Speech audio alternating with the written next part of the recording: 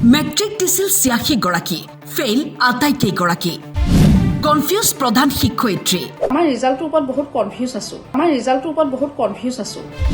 কলে কল্পনাও কৰা নাছিলো এনেকুৱা ফলাফল। আমি সেইটো সপোনতো কল্পনা কৰা নাছিলো বা মই ভবা নাছিলো। ভাবিব নোৱাৰো, আমি ক'ব নোৱাৰো কি কাৰণে এনেকুৱা হৈছে। কিমান যে আশা কৰিছিল বিদ্যালয়খনৰ শিক্ষক শিক্ষয়িত্ৰীয়ে। ৩ গৰাকী ফাৰ্ষ্ট ডিভিজন পাব, বাকীখিনি ছেকেণ্ড আৰু থাৰ্ড ডিভিজন পাব। কিন্তু নহল ভবা ধৰণে। ৰিজাল্টত সকলো ফেইল।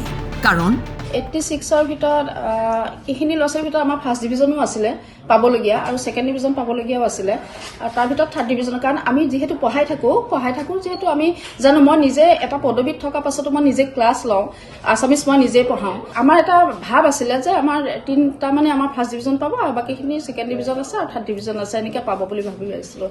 কিন্তু সেইটো দুৰ্ভাগ্যবশতঃ কিয় এনেকুৱা হ'ল নাজানো।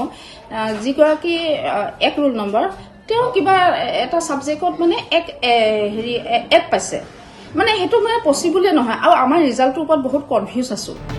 ৮৬ গৰাকী পৰীক্ষাৰ্থীৰ বিপৰীতে 8 গৰাকী শিক্ষক শিক্ষয়িত্ৰী আছিল। কিন্তু 12টা মাহে পঢ়োৱাৰ পাছতো মেট্ৰিকত উত্তীৰ্ণ নহল এজনো। ৰিজাল্টৰ ওপৰত বহুত কনফিউজ আছো, গম পাইছেনে?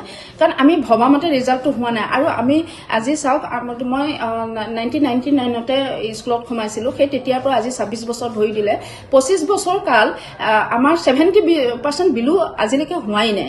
70% ওপৰত আমাৰ কেতিয়াবা এনেকুৱা হৈছে 98% হৈছে। গতিকে এইবাৰ এনেকুৱা বেয়া ৰিজাল্ট হৈছে, মানে ভাবিব নোৱাৰো, আমি ক'ব নোৱাৰো কি কাৰণে এনেকুৱা হৈছে। মৰিগাঁৱৰ শিলপুখুৰীৰ এইখন বিদ্যালয় স্থাপন হৈছিল 1994 চনতে।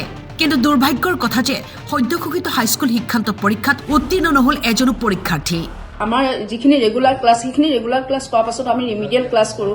কৰাই লৈ পেলাই আমি সেইখিনি ল'ৰা ছোৱালীক ইমান মানে এজন শিক্ষক ওলাই আহিব নাপায়, ইজন গৈ উপস্থিত থাকে। আমি 5 মিনিট সময় ক্লাছত উপস্থিত থাকে, বেছিকৈ টাইম দিব নোৱাৰোঁ। গতিকে ইমান পুৰাদমে ক্লাছ কৰাৰ পাছতো যে ল'ৰা ছোৱালীৰ পৰা যে আমি এটা বেয়া ফল পাম, আমি সেইটো সপোনতো কল্পনা কৰা নাছিলোঁ বা মই ভবা নাছিলোঁ। কিন্তু এতিয়া কি ক'ব, দুৰ্ভাগ্য কথা। এইটো কি কাৰণে হ'ল, কি কাৰণে এনেকুৱা বিসংগতি হ'ল। চেণ্টাৰতে সেইটো তেনেকুৱা সমস্যা এটা গা কৰি উঠিছে। কাৰণ প্ৰায় 600 কিমান আছিলে ষ্টুডেণ্ট, তাৰ ভিতৰত 234টা পাছ কৰিছে। চেণ্টাৰটো বেয়া হৈছে ৰিজাল্ট। আমাৰ চেণ্টাৰটো হৈছে পশ্চিম শিলপুখুৰী চেণ্টাৰ। তাতে আমাৰ ল'ৰা ছোৱালীবিলাকে পৰীক্ষা দিয়ে, সেইখিনিয়ে কথা। কিন্তু আমি এইটো ভাবিব নোৱাৰা ৰিজাল্ট। প্ৰি টেষ্টৰ ৰিজাল্ট ভাল।